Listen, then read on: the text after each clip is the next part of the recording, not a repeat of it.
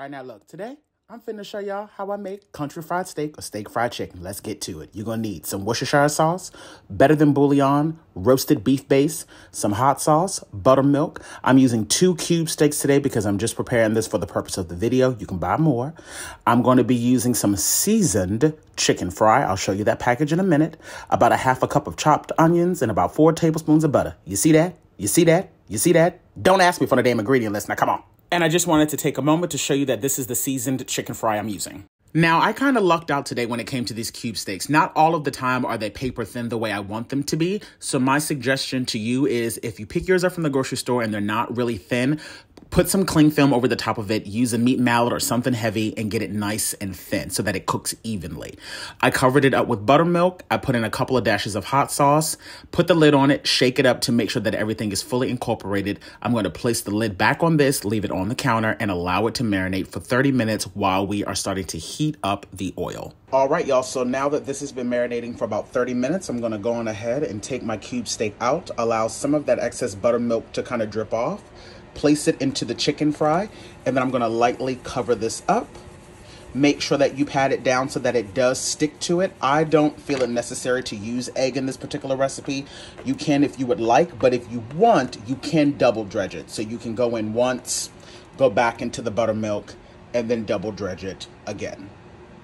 Once your cube steaks are perfectly coated, I like to allow them to sit on a rack while my oil is getting up to temp. I will be shallow frying them in some canola oil in my cast iron skillet.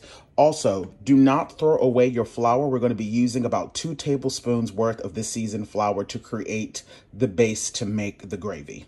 Alrighty, my oil is looking ready to go, so I'm going to carefully place this in. And this is not one of those recipes where you want it to be medium rare. This needs to be fully cooked. Allow this to fry for roughly about 4 to 5 minutes or until golden brown.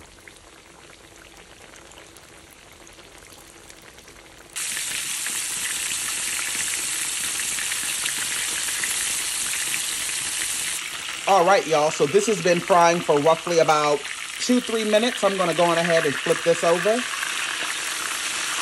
Look at that. Look at that.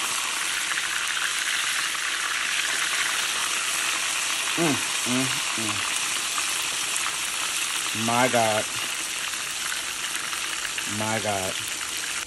In my measuring cup, I will be adding in 2 tablespoons of the better than bouillon roasted beef base. Okay, I'm very bisexual when it comes to gravy.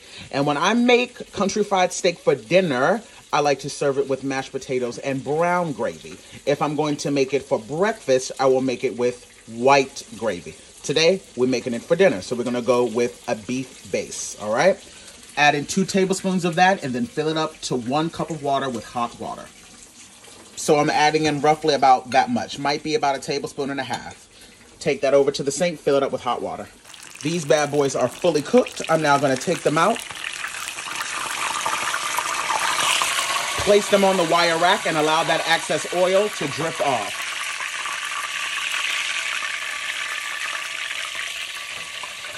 Look at that, my God. In this exact same frying pan, I'm going to begin the process of making my gravy. But first things first, I'm going to dump out more than half of this oil. I only want to be left with about 2 tablespoons of that oil in this pan. Now that I've removed a majority of the oil out of the pan, I'm going to go in and add in 2 tablespoons of unsalted butter. And I'm going to also add in 2 tablespoons of that seasoned flour. And now I'm going to give this a mix over very, very low heat. My God.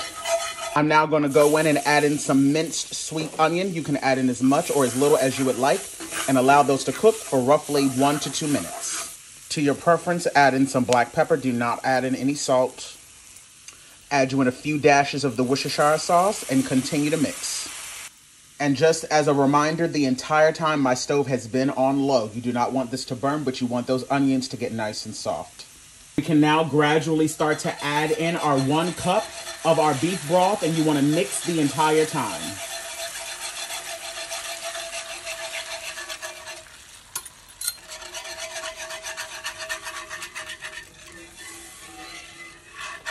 It is still on a low temperature.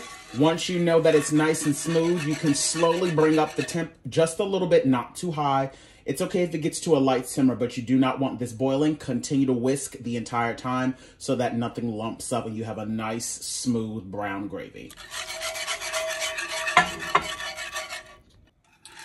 And I'm just going to say this now. A good gravy should take anywhere between 10 to 15 minutes to make, in my personal opinion. You do it over a low heat, you continuously whisk, and allow the flavors to develop. Just throwing flour and butter and beef broth in the pan and then throwing it on top of mashed potatoes, to me, is just not good enough. You got to let the flavors develop a little bit.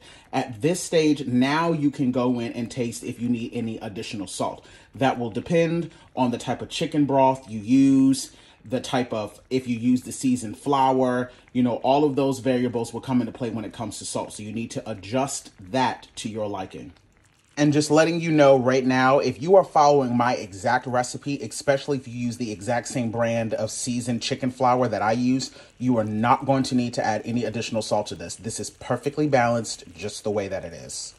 And I also just wanted to mention, if you are a person that loves the idea of making your gravy with onion, but you don't necessarily want to eat any of the chunks of onion or see them, if you want it to be completely smooth, you can then either run this through a blender, food processor, or just stick an immersion blender in there and just smooth it all the way out.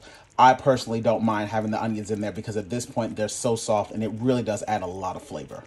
I'm going to now go into a lovely plate filled with mashed potatoes.